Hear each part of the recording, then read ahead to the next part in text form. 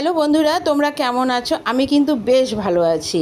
তোমাদের কাছে কিন্তু একটা দারুণ একটা মিষ্টি রেসিপি নিয়ে চলে আসলাম। তো কাঁঠাল এখন প্রচুর পরিমাণে পাওয়া যাচ্ছে। তো কাঁঠালটা তো খাচ্ছ, কাঁঠালের বীজটা কিন্তু অবশ্যই রেখে দাও। আর কাঁঠালের বীজ দিয়ে আমি কী মিষ্টি বানালাম এটাই আমি শেয়ার করতে চলে আসলাম। দেখো, প্রথমে কি করলাম, কাঁঠালের বীজের যে উপরে সাদা অংশটা থাকে মানে খোসাটা থাকে, সেটাকে ছাড়িয়ে আমি বেশ ভালো করে সেদ্ধ করে নিয়েছি।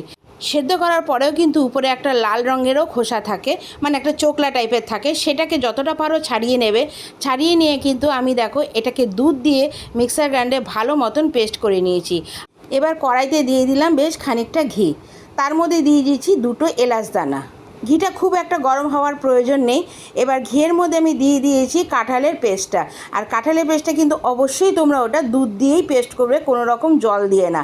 আর যদি জল দিয়ে পেস্ট করো তাহলে কিন্তু যখন ঘিয়ের মধ্যে টালবে তখন কিন্তু অবশ্যই তোমরা এর মধ্যে দুধটা দেবে। এবার দেখো, অন্যদিকে কিন্তু আমি একটা ডাস্ট বানিয়ে রেখেছিলাম কাজু বাদাম আর চিনির। ঘিয়ের সাথে যখন কাঁঠালের বীজের পেস্টটা ভালো মতন মিশে যাবে তখনই কিন্তু কাজু বাদাম আর চিনির ডাস্টটা আমি দিয়ে দিয়েছি। এই কাজটা কিন্তু তোমরা একটু ধৈর্য সহকারে করো, গ্যাসের আঁচটা কিন্তু খুব একটা বাড়িয়ে দেবে না, একদম মিডিয়াম আঁচে রেখে কিন্তু রেসিপিটা করো। এবার যখন এটা প্রায় মিশে আসবে এর মধ্যে আমি দিয়ে দিয়েছি কনডেন্স মিল্ক। আর এটা কিন্তু অবশ্যই তোমরা দেবে, এটা দিলে কিন্তু এটার টেস্টটা আরও বেড়ে যায়। এবার যদি দেখো যে চিনির পরিমাণটা একটু কম আছে তাহলে আরেকটু চিনি তোমরা এর মধ্যে অ্যাড করতে পারো, যেহেতু এটা মিষ্টি তো এটা তো একটু মিষ্টি মিষ্টি হবেই। তো এরপরে দিয়ে দিয়েছিলাম 10 টাকা দামের আমুল দুধের যে প্যাকেট পাওয়া যায় সেই দুধটা আমি এর মধ্যে দিয়ে দিয়েছিলাম।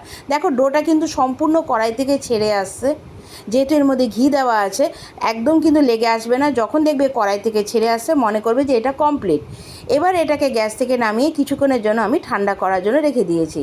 গ্যাস থেকে নামিয়ে কিন্তু গরম গরম অবস্থায় এটা করতে যেও না, একটু ঠান্ডা হয়ে গেলে কিন্তু করতে সুবিধা হবে।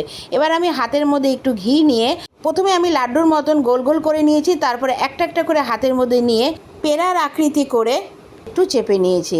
আমার রেসিপিটা তোমাদের কেমন লাগলো অবশ্যই কিন্তু আমাকে কমেন্টস করে জানিও, আমি কিন্তু তোমাদের কমেন্টসের অপেক্ষায় থাকি। তাহলে আমার এই তৈরি করা মিষ্টিটা যদি তোমাদের ভালো লেগে থাকে তাহলে অবশ্যই কিন্তু একটা লাইক কমেন্টস আর এটা বন্ধুদের সাথে শেয়ার করে দিও। আর তোমরা যদি ফেসবুক থেকে দেখে থাকো তাহলে অবশ্যই আমাকে ফলো করে দিও। আর যদি তোমরা ইউটিউব চ্যানেল থেকে আমার রেসিপিটা দেখে থাকো তাহলে অবশ্যই কিন্তু চ্যানেলটা সাবস্ক্রাইব করে দিয়ে আমার পাশে থেকো এরকম নিত্য নতুন রেসিপি পাওয়ার জন্য।